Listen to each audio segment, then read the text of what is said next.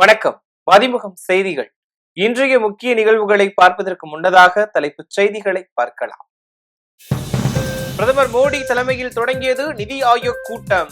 தமிழ்நாடு முதலமைச்சர் விஜய் பங்கேற்பு. திமுக கூட்டணியில் இருந்து இந்திய கம்யூனிஸ்ட் கட்சி விலகல். தமிழக வெற்றி கழகத்திற்கு வெளியில் இருந்து ஆதரவு அளிப்பதாக மு. வீரபாண்டியன் அறிவிப்பு. இயக்குனர் இமயம் பாரதி ராஜா மறைவிற்கு பிரதமர் மோடி இரங்கல். அரசு மரியாதையுடன் பாரதி ராஜாவின் உடல் இன்று பிற்பகல் நல்லடக்கம். கரூர் வழக்கில் மீண்டும் விசாரணையை தொடங்கியது சிபிஐ. 10 காவலர்கள் விசாரணைக்கு ஆஜராக சம்மன் அனுப்பப்பட்டுள்ளதாக தகவல். பிரதமர் மோடி தலைமையிலான நிதி ஆயோக் கவுன்சிலின் 11வது கூட்டம் தொடங்கியது. 2026ஆம் ஆண்டு நிதி ஆயோக் நிர்வாக குழு கூட்டம் டெல்லியில் குடியரசுத் தலைவர் மாளிகை வளாகத்தில் அமைந்துள்ள கலாச்சார மையத்தில் இன்று தொடங்கி நடைபெற்று வருகிறது. பிரதமர் மோடி தலைமையில் நடைபெறும் இந்த 11வது நிர்வாக குழு நிதி ஆயோக் கூட்டத்தில் அனைத்து மாநில முதலமைச்சர்களும் பங்கேற்றுள்ளனர். இன்று காலை முதல் மாலை வரை நடைபெறும் இந்த கூட்டத்தில் தமிழ்நாடு முதலமைச்சர் விஜயும் பங்கேற்றுள்ளார். இந்த ஆண்டு குழுவின் கூட்டமானது மாநிலங்களின் பொருளாதார வளர்ச்சி, மேம்பாட்டு திட்டங்களை மத்திய அரசின் வளர்ந்த இந்தியா திட்டத்துடன் இணைப்பது குறித்து நடைபெறுகிறது. முதன்முறையாக இந்த கூட்டத்தில் பங்கேற்கும் தமிழ்நாடு முதலமைச்சர் விஜய் தமிழகத்தின் தேவைகளை பிரதமரிடம் முன்வைத்திருப்பதாக தகவல்கள் வெளியாகியுள்ளன. குறிப்பாக தமிழகத்திற்கு வராமல் நிலுவையில் உள்ள மத்திய நிதி மற்றும் மெட்ரோ ரயில் விரிவாக்க திட்டத்திற்கான நிதி குறித்தும், தொழில் வளர்ச்சி திட்டங்கள், நெடுஞ்சாலை பணிகள், புதிய தொழில் முதலீடுகள், நகர்ப்புற கிராமப்புற வேலைவாய்ப்பு திட்டங்கள் குறித்தும் முதலமைச்சர் விஜய் வலியுறுத்தி உள்ளதாக தகவல்கள் வெளியாகியுள்ளன. திமுக கூட்டணியில் இந்திய கம்யூனிஸ்ட் கட்சி இடம்பெற இயலாது என அக்கட்சியின் மாநில செயலாளர் வீரபாண்டியன் தெரிவித்துள்ளார். திமுக கூட்டணியில் இருந்து காங்கிரஸ் மட்டும் விலகிய நிலையில் மற்ற கட்சிகளான விசிக, இந்திய கம்யூனிஸ்ட் கட்சி, மார்க்சிஸ்ட் கம்யூனிஸ்ட் கட்சிகள் திமுக கூட்டணியிலேயே தொடர்வதாகவும், தமிழக வெற்றி கழகத்திற்கு வெளியில் இருந்துதான் ஆதரவு அளிப்பதாகவும் தெரிவித்தனர். இந்த நிலையில் தற்போதைய சூழ்நிலையில் திமுக கூட்டணியில் இந்திய கம்யூனிஸ்ட் கட்சி இடம்பெற இயலாது என மாநில செயலாளர் மு. வீரபாண்டியன் அறிவித்துள்ளார். இது தொடர்பாக செய்தியாளர்களை சந்தித்த அவர், கடந்த 2 நாட்களாக நடத்திய ஆலோசனையை தொடர்ந்து திமுக கூட்டணியில் இருந்து விலக முடிவு செய்துள்ளதாக கூறினார். கூட்டணி ஆட்சியில் இந்திய கம்யூனிஸ்ட் கட்சி தற்போது இல்லை எனவும், தமிழக வெற்றி கழகத்திற்கு வெளியிலிருந்து ஆதரவு மட்டும்தான் எனவும் கூறினார். ஏறுமொழி கொள்கையில் முதலமைச்சர் விஜய் உறுதியாக இருக்க வேண்டும் எனவும், விவசாய சங்கங்களின் கோரிக்கையை ஏற்று கடன்களை முழுமையாக ரத்து செய்ய வேண்டும் எனவும் அவர் கேட்டுக்கொண்டார். விவசாய நாடாக மிகவும் பின்தங்கிய பிரிட்டிஷ் ஆட்சியின் கீழ் மிகவும் பின்தங்கியிருந்த இந்தியாவை உலகம் வியக்கும் அளவிற்கு மிக சிறந்த ஒரு நாடாக முன்னேற்றுவதில் 5 ஆண்டு திட்டம் ஒரு பெரும் பணி புரிந்தது. இதை உலகுக்கு அளித்தது தோழர் ஸ்டாலின். சோவியத் யூனியன், மிகவும் பின்தங்கியிருந்த ஒரு சோவியத் ரஷ்யா மிக பிரம்மாண்டமான வளர்ச்சி அடைந்ததற்கு காரணம் 5 ஆண்டு திட்டம். அந்த திட்டத்தை இந்திய மண்ணில் அமல்படுத்தியவர் ஜவஹர்லால் நேரு. அதிலால் நாடு பிரம்மாண்டமான முன்னேற்றங்களை அடைய துவங்கியது. இன்றைக்கு உலகத்திற்கு வளர்ந்த நாடுகளுக்கு இணையாக விண்வெளி ஆய்வில், ஆராய்ச்சி கூறுகளில் இந்தியா ஒரு பிரம்மாண்டமான இடத்தை பெற்றிருப்பதற்கு காரணம், இன்னும் சொல்வதென்றால், ஒரு சாராபாய் நமக்கு கிடைத்ததற்கும், ஒரு அப்துல் கலாம் நமக்கு கிடைத்ததற்கும் ஜவஹர்லால் நேரு போன்ற நமது தலைவர்கள் விட்ட அறிவியல் தொழில்நுட்ப அடித்தளம் தான் காரணம் என்பதை அவ்வளவு எளிதில் நாட்டின் பிரதமரும் பிஜேபி தலைவர்களும் கடந்து செல்லக்கூடாது என்று நாங்கள் கேட்டுக்கொள்கிறோம். அதேபோல் இன்றைக்கு நீட், சிபிஎஸ் தேர்வு முறைகேடுகளால் கல்வி அமைப்பு இன்றைக்கு சீர்குலைந்துள்ளது. இதற்கு எதிராக தான் கருப்பாம்பூச்சி இளைஞர்கள், அந்த அமைப்பின் இளைஞர்கள் ஒன்று திரண்டு குரல் எழுப்புகிறார். அவர்கள் போராட்டங்களில் நியாயம் இருக்கிறது. ஜனநாயக தன்மைக்குள் நின்று அவர்கள் எழுப்புகிற குரலுக்கு நாட்டின் பிரதமர், ஒன்றிய அரசு செவிமடுக்க வேண்டும் என்று நாங்கள் கேட்டுக்கொள்கிறோம். அதே போன்று தொழிலாளர்களை பாதிக்கிற 4 சட்டங்கள் ஒன்றிய அரசால் அறிமுகப்படுத்தப்பட்ட அந்த சட்ட தொகுப்பை இந்திய கம்யூனிஸ்ட் கட்சி நிராகரிக்கிறது. உழைக்கும் வர்க்கம் அதை நிராகரிக்கிறது. கேரள முன்னாள் முதல்வர் தோழர் பினராயி விஜயன் அவர்கள் அறிவித்தது போல் தமிழ்நாட்டில் அதை நாங்கள் அமல்படுத்த முடியாது என்று தமிழக முதல்வர் மாண்புமிகு விஜய் அவர்கள் அறிவிக்க வேண்டும். இயக்குனர் இமயம் பாரதி ராஜா மறைவிற்கு பிரதமர் மோடி இரங்கல் தெரிவித்துள்ளார். தமிழ் சினிமாவின் முன்னணி இயக்குநர்களில் ஒருவரான பாரதி ராஜா உடல்நலக்குறைவு காரணமாக சிகிச்சை பலனின்றி நேற்று சென்னையில் உள்ள அவரது இல்லத்தில் காலமானார். பாரதி ராஜாவின் திடீர் உயிரிழப்பு தமிழ் சினிமாவையே சோகத்தில் ஆழ்த்தியுள்ளது. கடந்த 6 மாதங்களுக்கு முன்பு கடுமையான நுரையீரல் தொற்று காரணமாக சென்னையில் உள்ள எம்ஜிஎம் மருத்துவமனையில் தீவிர சிகிச்சை பிரிவில் அனுமதிக்கப்பட்டிருந்தார். அதிலிருந்து மீண்ட அவரை வீட்டிலேயே ஓய்வெடுக்குமாறு மருத்துவர்கள் அறிவுறுத்தியிருந்தனர். இந்த நிலையில் திடீரென ஏற்பட்ட உடல்நலக்குறைவு காரணமாக உயிரிழந்தார். சென்னை நீலாங்கரையில் உள்ள இல்லத்தில் வைக்கப்பட்ட பாரதி ராஜாவின் உடலுக்கு அரசியல் தலைவர்களும் திரைத்துறையினரும் நேற்று நேரில் சென்று அஞ்சலி செலுத்தினர். முதலமைச்சர் விஜய், திமுக தலைவர் மு.க. ஸ்டாலின், மதிமுக பொதுச் செயலாளர் வைகோ, நாம் தமிழர் கட்சியின் தலைமை ஒருங்கிணைப்பாளர் சீமான், எதிர்க்கட்சி தலைவர் உதயநிதி ஸ்டாலின், அமைச்சர்கள் ஆனந்த், நிர்மல்குமார், தேமுதிக பொதுச் செயலாளர் பிரேமலதா விஜயகாந்த் உள்ளிட்ட பலரும் நேரில் அஞ்சலி செலுத்தினர். இதேபோல் திரைத்துறையை சேர்ந்த நடிகர்கள் ரஜினிகாந்த், கமல்ஹாசன், சூர்யா, சிவகுமார், இளையராஜா, வைரமுத்து, கங்கையமரன், பேரரசு, ராதிகா சரத்குமார் உள்ளிட்ட திரைத்துறையினரும் நேரில் அஞ்சலி செலுத்தினர். இயக்குனர் இமயம் பாரதி ராஜாவின் இழப்பிற்கு இரங்கல் தெரிவிக்கும் வகையில் ஒரு நாள் படப்பிடிப்புகள் ரத்து செய்யப்பட்டுள்ளது. அதேபோல் தமிழ்நாடு ஆளுநர் RV அர்லேக்கர், அதிமுக பொதுச் செயலாளர் எடப்பாடி பழனிசாமி, ஆந்திர துணை முதலமைச்சர் பவன் கல்யாண் உள்ளிட்டோரும் தங்களது இரங்கலை தெரிவித்துள்ளனர். இந்நிலையில் சென்னையிலிருந்து சொந்த ஊரான தேனி மாவட்டம் வத்தலகுண்டு காற்றோடு அருகே உள்ள அவரது பண்ணை வீட்டிற்கு கொண்டு செல்லப்பட்ட பாரதி ராஜாவின் உடலுக்கு உறவினர்கள், ஊர்க்காரர்கள், ரசிகர்கள் திரண்டு அஞ்சலி செலுத்தினர். பண்ணை வீட்டில் வைக்கப்பட்ட இயக்குனர் இமயம் பாரதி ராஜாவின் உடலுக்கு அஞ்சலி செலுத்திய நடிகை சுகாசினி அவரது மனைவியை கட்டி அணைத்து ஆறுதல் கூறினார். இந்நிலையில் இயக்குனர் இமயம் பாரதி ராஜா மறைவிற்கு பிரதமர் மோடி இரங்கல் தெரிவித்துள்ளார். தமிழ் சினிமா உலகில் மிகப்பெரிய ஆளுமையான பாரதி ராஜா சினிமாவின் பரிணாமத்தையே மாற்றி காட்டியதாக எக்ஸ் தளத்தில் பதிவிட்டுள்ளார். பாரதி ராஜாவின் உடலுக்கு முழு அரசு மரியாதை செலுத்தப்படும் என முதலமைச்சர் விஜய் அறிவித்துள்ளார். இன்று அவரது உடலுக்கு இறுதி சடங்குகள் நடத்தப்பட்டு அரசு மரியாதையுடன் உடல் அடக்கம் செய்யப்படுகிறது. கரூர் வழக்கு தொடர்பான வழக்கு விசாரணையை சிபிஐ மீண்டும் தொடங்கியுள்ளது. கரூரில் கடந்த 2025ஆம் ஆண்டு செப்டம்பர் மாதம் நடைபெற்ற தமிழக வெற்றிக் கழகம் கூட்டத்தில் நெரிசல் ஏற்பட்டது. இதில் சிக்கி 41 பேர் உயிரிழந்தனர். மேலும் 60க்கும் மேற்பட்டோர் காயமடைந்தனர். உச்சநீதிமன்ற உத்தரவின்படி இது தொடர்பான வழக்கை சிபிஐ விசாரணை மேற்கொண்டு வருகிறது. தற்போதைய முதலமைச்சர் விஜய், தமிழக வெற்றிக் கழக நிர்வாகிகள் மற்றும் பாதுகாப்பு பணியில் ஈடுபட்டிருந்த காவலர்கள் உள்ளிட்டோர் விசாரிக்கப்பட்டனர். 2026 தமிழ்நாடு சட்டமன்ற தேர்தல் நடைபெற்ற நிலையில் கரூர் வழக்கு விசாரணை தற்காலிகமாக நிறுத்தப்பட்டது. இந்த நிலையில் கரூர் வழக்கு தொடர்பான வழக்கு விசாரணையை சிபிஐ மீண்டும் தொடங்கியுள்ளது. கரூர் சம்பவத்தின் போது பாதுகாப்பு பணியில் ஈடுபட்டிருந்த காவல் ஆய்வாளர் சையத் அலி, உதவி ஆய்வாளர்கள் உள்ளிட்ட 10 காவலர்களுக்கு விசாரணைக்கு ஆஜராக சம்மன் அனுப்பப்பட்டுள்ளது. கரூர் மாவட்ட ஆட்சியர் அலுவலகம் அருகில் அமைந்துள்ள சுற்றுலா மாளிகையில் சிபிஐ அலுவலகத்தில் நடைபெற்று வரும் விசாரணையில் இதுவரை 5 பேர் ஆஜராகியுள்ளனர். மதுரை மீனாட்சியம்மன் கோவிலில் இந்து சமய அறநிலையத்துறை அமைச்சர் ரமேஷ் ஆய்வு மேற்கொண்டார். அப்போது செய்தியாளர்களை சந்தித்த அவர், சாமி தரிசனத்திற்கு முறைகேடாக பணம் பெற்றுக்கொண்டு அனுப்புவதை தடுக்க நடவடிக்கை எடுக்கப்படும் என கூறினார். அனைவருக்கும் வணக்கம். தமிழ்நாட்டில் புகழ்பெற்ற மதுரையின் ஒரு மிகப்பெரிய புகழாக இருக்கக்கூடிய மதுரை மீனாட்சி அம்மன் திருக்கோயிலில் இன்னும் 2-3 மாதங்களுக்குள்ளாக கும்பாபிஷேகம் நடக்க இருக்கிறது. அதற்கான பணிகள் எல்லாம் நடந்துகிட்டு இருக்குது. ஸோ அதனால் அந்த பணிகள் எல்லாம் எந்த அளவில் இருக்குது, இன்னும் முடிக்க வேண்டிய பணிகள் எல்லாம் இருக்குது, எவ்வளோ விரைவாக அதை முடிக்கணும் அப்படின்றதுக்காக இன்றைக்கு கோயிலில் ஆய்வுகள் பண்ணியிருக்கோம்.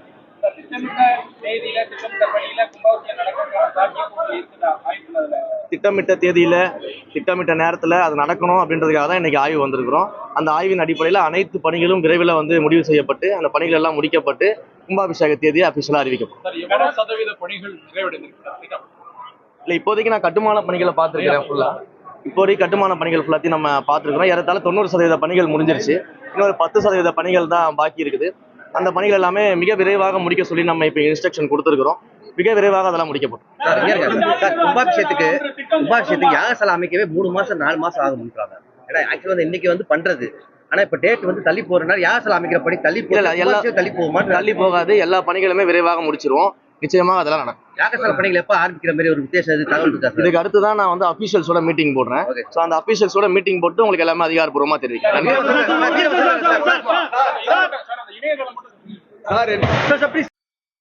அதிமுகவுடன் கூட்டணி தொடர்வதாக அமமுக பொதுச் செயலாளர் டிடிவி தினகரன் தெரிவித்துள்ளார்.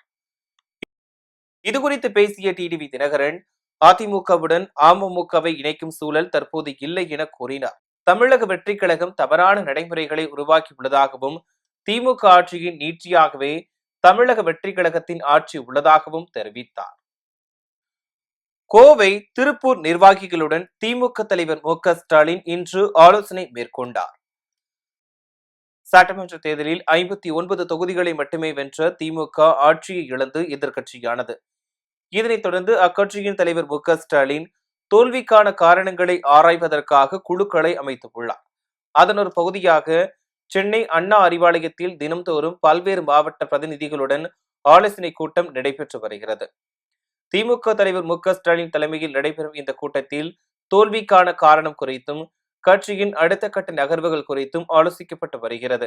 இந்நிலையில் இன்று கோவை, திருப்பூர் உள்ளிட்ட நிர்வாகிகளுடன் திமுக தலைவர் ஸ்டாலின் ஆலோசனை நடத்தி வருகிறார். இக்கூட்டத்தில் முக்கிய நிர்வாகிகளிடம் தோல்விக்கான காரணம் குறித்தும் தோல்வியடைந்த தொகுதிகளில் களப்பணிகள் குறித்தும் கேட்டறிந்தார். தமிழ்நாடு முதலமைச்சர் விஜய் தங்கியிருந்த தமிழ்நாடு அரசு இல்லத்தில் தீ விபத்து ஏற்பட்டது. டெல்லியில் நிதி ஆயோக் கவுன்சிலின் 11வது கூட்டம் இன்று நடைபெற்றது. டெல்லி குடியரசுத் தலைவர் மாளிகை வளாகத்தில் உள்ள கலாச்சார மையத்தில் நடைபெற்ற இந்த கூட்டத்திற்கு பிரதமர் மோடி தலைமை தாங்கினார்.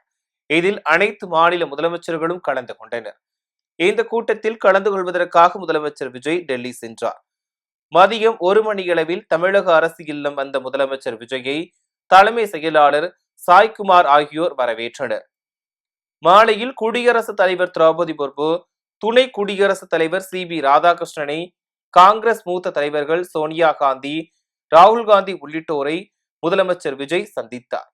அதன் பிறகு இரவு 7:30 மணியளவில் தமிழ்நாடு அரசு இல்லத்திற்கு திரும்பினார். இதற்கிடையில் இன்று காலை பிரதமர் மோடி தலைமையில் நடைபெறும் நிதி ஆயோக் கூட்டத்தில் கலந்து கொள்வதற்காக விஜய் புறப்பட்டார். இந்த நிலையில் தமிழ்நாடு முதலமைச்சர் விஜய் நிதி ஆயோக் கூட்டத்திற்கு புறப்பட்ட சற்று நேரத்திலேயே விஜய் தமிழ்நாடு அரசு இல்லத்தில் தீ விபத்து ஏற்பட்டது. இந்த விபத்தினால் தமிழ்நாடு அரசு இல்ல உணவக பகுதியில் தீயினால் புகை எழுந்ததால் பரபரப்பு ஏற்பட்டது. உண்மையிலேயே பெண்கள் பாதுகாப்பில் முதலமைச்சருக்கு அக்கறை இருக்கிறதா என எதிர்க்கட்சி தலைவர் உதயநிதி ஸ்டாலின் கேள்வி எழுப்பியுள்ளார். ஸ்ரீவைகுண்டத்தில் முதலமைச்சர் விஜயின் ரசிகைக்கு நடந்த அநீதி தமிழக பெண்களை கொதிப்படைய செய்துள்ளது என எதிர்க்கட்சி தலைவர் உதயநிதி ஸ்டாலின் கூறியுள்ளார். உண்மையிலேயே பெண்கள் பாதுகாப்பில் முதலமைச்சருக்கு அக்கறை இருக்கிறதா என உதயநிதி ஸ்டாலின் கேள்வி எழுப்பியுள்ளார். வேலை வாங்கி தருவதாக கூறி பெண்ணை காரில் அழைத்து சென்று பாலியல் வன்கொடுமை செய்துள்ளனர். குற்றவாளிகளுக்கு ஆதரவாக செயல்பட்ட எம்எல்ஏ சரவணன் பதவியில் இருந்து நீக்கப்பட வேண்டும் என எதிர்க்கட்சி தலைவர் உதயநிதி ஸ்டாலின் வலியுறுத்தியுள்ளார். இன்ஸ்டாகிராம் காதலை கண்டித்ததால் தூத்துக்குடி அடுத்த கோவில்பட்டி அருகே இளம் பெண் தற்கொலை செய்து கொண்டதாக கூறப்பட்ட வழக்கில் ஆணவ கொலை செய்யப்பட்டது உறுதியானது. தூத்துக்குடி மாவட்டம் கயத்தாறு அருகே உள்ள தெற்கு மயிலோடை அம்மன் கோவில் தெருவைச் சேர்ந்தவர் செல்வம் மகள் அபிச்செல்வி. 19 வயதான இவர் கடந்த 3 வருடங்களாக இன்ஸ்டாகிராம் மூலமாக சேலத்தை சேர்ந்த ஹரிபிரசாத் என்பவரை காதலித்து வந்ததாக கூறப்படுகிறது. இது குறித்து அபிசெல்வியின் சகோதரர் சிவஞானம் மற்றும் அவரது தாயார் ஆகிய இருவரும் காதலை கண்டித்துள்ளனர். இதனால் கோபமடைந்த அபிசெல்வி வீட்டின் மாடியிலிருந்து கீழே விழுந்து தற்கொலை செய்ய முயற்சி செய்துள்ளதாக கூறப்பட்டது. இதில் கீழே விழுந்ததில் அபிசெல்வியின் கால்களில் முறிவு ஏற்பட்டு மருத்துவமனைக்கு கொண்டு செல்லப்பட்டு சிகிச்சை அளிக்கப்பட்டது.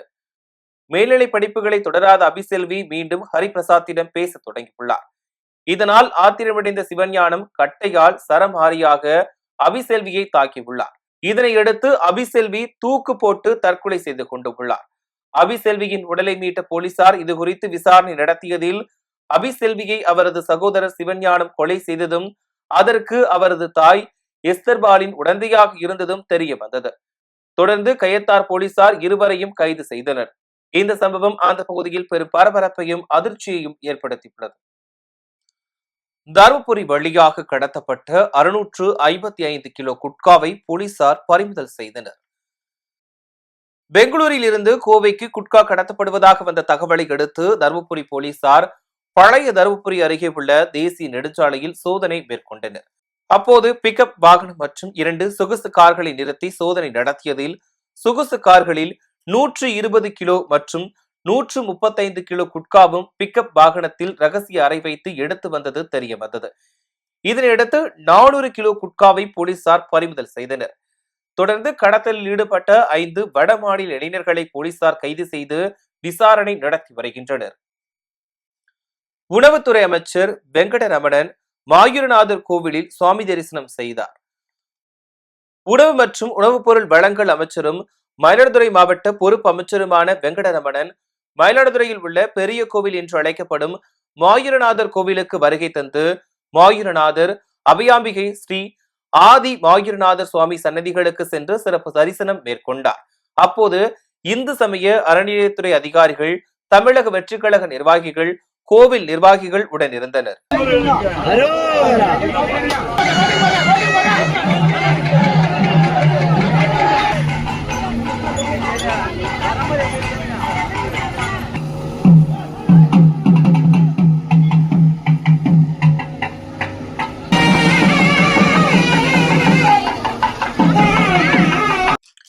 எஸ்சிடிசி பேருந்துகளில் விரைவில் முழுமையாக ஆன்லைன் டிக்கெட் முறையை கொண்டுவர தமிழக அரசு திட்டமிட்டுள்ளதாக தகவல் வெளியாகியுள்ளது. அதன்படி நடத்துனரிடம் நேரடியாக டிக்கெட் பெறும் வசதி நிறுத்தப்பட வாய்ப்புள்ளதாகவும், பயணிகள் பேருந்து நிலையங்களில் உள்ள புக்கிங் மையங்கள் அல்லது ஆன்லைன் மூலம் மட்டுமே டிக்கெட் பெற முடியும் என கூறப்படுகிறது. பண்டிகை மற்றும் வார இறுதி நாட்களில் ஏற்படும் நெரிசலை குறைப்பதே இதன் நோக்கம் என தெரிவிக்கப்பட்டுள்ளது.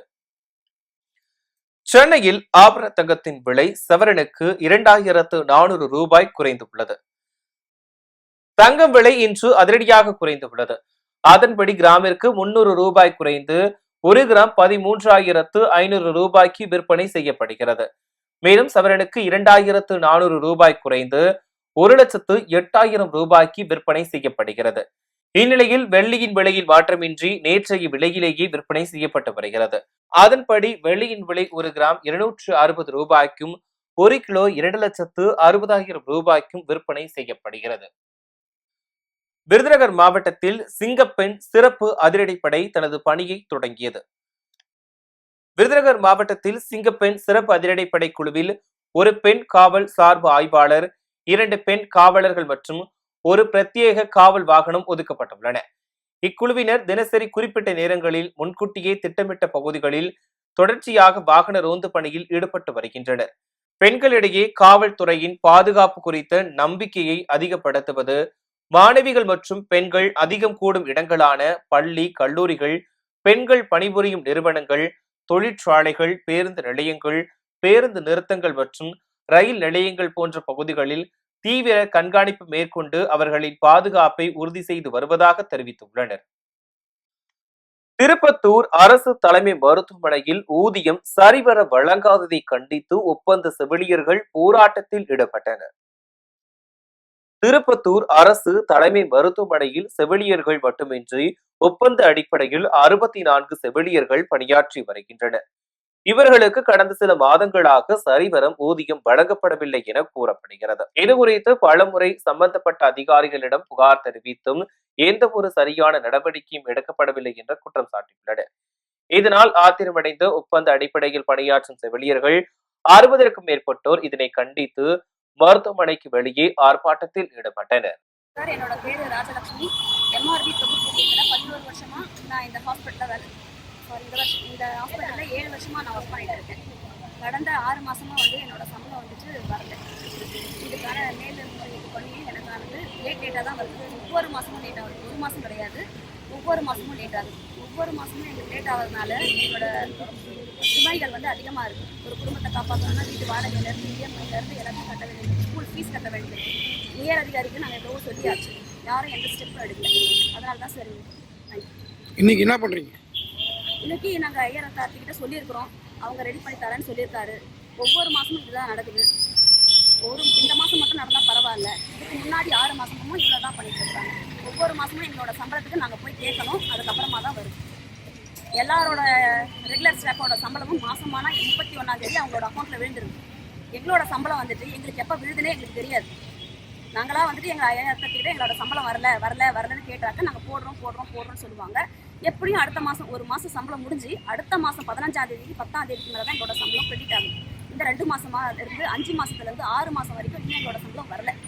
இதை சொல்கிறது தான் சார் இந்த மீடியா. Thank you sir. இரவு பணிங்கிறது வந்து 12 மணி நேரம், சாயங்காலம் 7 மணிலேருந்து அடுத்த நாள் காலையில் 7 மணி வரைக்கும். ஒவ்வொரு வார்டுலையும் வந்து 53, 54 சென்சஸ் வருது. இந்த 54 பேருக்கும் வந்துட்டு எந்த தூய்மையாளரும் வந்துட்டு குளுக்கோஸ் மாட்டுறது கிடையாது, எந்த ஊசி போடுறதும் கிடையாது. ஒரே ஒரு ஸ்டாஃப் தான் அத்தனை வேலையும் செய்யணும். இத்தனை பணிசுமையும் எங்கள் மேலே திணிக்கிறாங்க. ரெகுலர் ஸ்டாஃப் என்ன வேலை செய்கிறாங்களோ அதுதான் சார் நாங்களும் செய்கிறோம். இதுக்கான சம்பளம் எங்களுக்கு வேணும் சார்.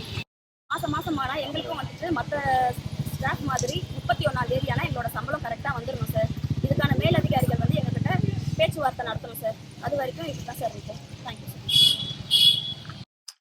மயிலாடுதுறை மாவட்டம் தரங்கம்பாடி அருகே உள்ள புகழ்பெற்ற திருவிடைக்களி சுவாமி கோவிலில் வைகாசி சதய திருவிழாவை முன்னிட்டு தேரோட்டம் சிறப்பாக நடைபெற்றது. மயிலாடுதுறை மாவட்டம் தரங்கம்பாடி தேவசேனா சமேத சுப்பிரமணிய சுவாமி கோவிலில் கடந்த 2ஆம் தேதி கொடியேற்றத்துடன் விழா தொடங்கியது. விழாவின் சிகர நிகழ்ச்சியான தேரோட்டம் சிறப்பாக நடைபெற்றது. முன்னதாக வள்ளி தேவசேனா சுப்பிரமணிய சுவாமிக்கு சிறப்பு அபிஷேகம் மற்றும் வண்ண மலர்களால் சிறப்பு அலங்காரம் செய்யப்பட்டு திருத்தேரில் எழுந்தருளி பக்தர்களுக்கு காட்சி அளித்தார். அதனைத் தொடர்ந்து தீபாராதனை காண்பிக்கப்பட்டு மேள வாத்தியங்கள் விளங்க தேரோட்டமானது தொடங்கியது. இதில் இந்து சமய அறநிலையத்துறை அதிகாரிகள் மற்றும் பக்தர்கள், பொதுமக்கள் என ஆயிரக்கணக்கானோர் கலந்து கொண்டு தேரினை பலம் பிடித்து இழுத்து வழிபாடு நடத்தினர்.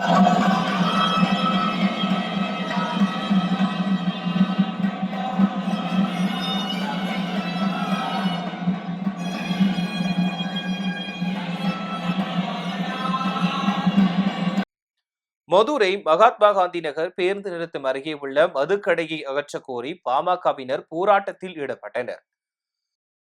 மதுரை மகாத்மா காந்தி நகர் பேருந்து நிறுத்தம் அருகே ஒரு டாஸ்மாக் கடை செயல்பட்டு வருகிறது. மதுக்கடையால் அந்த பகுதி மக்களுக்கும், குறிப்பாக பேருந்துக்காக காத்திருக்கும் பள்ளி கல்லூரி மாணவிகளுக்கும் தொந்தரவு ஏற்படுவதாக புகார். இந்த மதுக்கடையை உடனடியாக அகற்ற வலியுறுத்தி மதுரை மாநகர் மாவட்ட பாமக சார்பில் போராட்டம் நடைபெற்றது. இந்திய சாசனம் பிரிவு 47 அரசாங்கம் போதை வஸ்துக்கு எதிராக இருக்கணும், மக்கள்கிட்ட இருந்து போதை வஸ்துக்கள் பாதுகாக்கணுங்கிறது இருக்குது. ஆனால் வெட்கக்கேடான விஷயம், இந்த தமிழக அரசாங்கம் தொடர்ச்சியாக ஏலவாளைகளுக்கு, மக்களுக்கு டாஸ்மார்க்கை மதுவை விற்பனை செய்கிறதே ஒரு வேலையாக வச்சுருக்கு. இதுக்கு எதிராக எங்கள் மருத்துவர் ஐயாவும் மருத்துவர் சின்னையா அன்புமணி அண்ணனும் தொடர்ச்சியாக பல போராட்டங்கள் பண்ணியிருக்கோம். பல சட்ட போராட்டங்கள் பண்ணி தேசிய நெடுஞ்சாலையில் உள்ள டாஸ்மார்க்கை எடுத்திருக்கோம். கடந்த கொரோனா டயத்தில் போராட்டம் பண்ணி தமிழ்நாடு ஃபுல்லாக டாஸ்மார்க்கை மூடி வச்சுருந்தோம். இது போக பல ஆர்ப்பாட்டம் போராட்டம் பண்ணியிருக்கோம். பர்டிகுலராக இந்த டாஸ்மார்க்கை எடுக்க சொல்லி போன பீரியடில் மகாத்மா காந்தி நகரில் உள்ள டாஸ்மார்க்கை எடுக்க சொல்லி போன பீரியடில் கலெக்டர்கிட்ட மனு கொடுத்துருந்தோம். கமிஷனர் சார்கிட்ட, போன கமிஷனரும் அதுக்கு முன்னாடி உள்ள கமிஷனர் சார்கிட்டையும் இந்த டாஸ்மார்க்குனால பல பிரச்சனைகள், சண்டை, இது குளம்புயர்ச்சியே நடந்திருக்கு. பல திருட்டுகள் இந்த டாஸ்மார்க் மூலம் நடந்துக்கிட்டு இருக்கு. அதனால இங்கே ஒரு அவுட் போஸ்ட் வைக்கணும்னு சொல்லி பல கமிஷனர்கிட்ட நாங்கள் மனு கொடுத்தோம். ஆனால் எதுக்குமே இந்த இது செவி சாய்க்கலை. இந்த அரசாங்கம் டாஸ்மார்க்கை எடுக்கிற பல முயற்சிகளை எடுத்திருக்காங்க. அதனால எங்கள் பாட்டாளி மக்கள் கட்சியின் சார்பாக இந்த அரசாங்கத்துக்கு வைக்க கோரிக்கை என்னென்னா, பஸ் ஸ்டாண்டுக்கு எதிராக இருக்கிற இந்த டாஸ்மார்க்கை எடுத்து இங்கே உள்ள மக்களுக்கு எந்த ஒரு பிரச்சனையும் வராமல் இது பண்ணுங்கிறதுக்காண்டி இன்றைக்கி ஒரு அடையாள ஆர்ப்பாட்டம் பாட்டாளி மக்கள் கட்சி சார்பாக டாஸ்மார்க் எதிராக வச்சிருக்கிறோம். ஹார்முஸ் நீரிணை முழுமையாக மூடப்படுவதாக ஈரான் ராணுவம் அறிவித்துள்ளது. ஈரான் மீது அமெரிக்கா நடத்திய தொடர் தாக்குதல்களை தொடர்ந்து ஹார்முஸ் நீரிணை முழுமையாக மூடப்படுவதாக ஈரான் ராணுவம் அறிவித்துள்ளது. வணிக கப்பல்கள் மற்றும் எண்ணெய் டேங்கர்கள் உள்ளிட்ட எந்த ஒரு கப்பலும் இந்த வழித்தடத்தை கடக்கக்கூடாது எனவும் மீறும் கப்பல்கள் மீது தாக்குதல் நடத்தப்படும் எனவும் ஈரான் எச்சரித்துள்ளது. இதற்கிடையில் உத்தரவை மீறி ஹார்முஸ் நீரிணையை சட்டவிரோதமாக கடக்க முயன்ற 2 வணிக கப்பல்கள் மீது ஏவுகணை தாக்குதல் நடத்தியுள்ளதாக ஈரான் தெரிவித்துள்ளது. மீண்டும் தலைப்புச் செய்திகள். பிரதமர் மோடி தலைமையில் தொடங்கியது நிதி ஆயோக் கூட்டம். தமிழ்நாடு முதலமைச்சர் விஜய் பங்கேற்பு. திமுக கூட்டணியில் இருந்து இந்திய கம்யூனிஸ்ட் கட்சி விலகல். தமிழக வெற்றி கழகத்திற்கு வெளியில் இருந்து ஆதரவு அளிப்பதாக மு. வீரபாண்டியன் அறிவிப்பு. இயக்குனர் இமயம் பாரதி ராஜா மறைவிற்கு பிரதமர் மோடி இரங்கல். அரசு மரியாதையுடன் பாரதி ராஜாவின் உடல் இன்று பிற்பகல் நல்லடக்கம். கரூர் வழக்கில் மீண்டும் விசாரணையை தொடங்கியது சிபிஐ. 10 காவலர்கள் விசாரணைக்கு ஆஜராக சம்மன் அனுப்பப்பட்டுள்ளதாக தகவல். இத்துடன் செய்திகள் நிறைவடைந்தன. மேலும் செய்திகள் இரவு 8 மணிக்கு. மேலும் செய்திகளை தெரிந்து கொள்ள மதிமுகம் பிரைம் யூடியூப் தளத்தில் இணைந்திருங்கள்.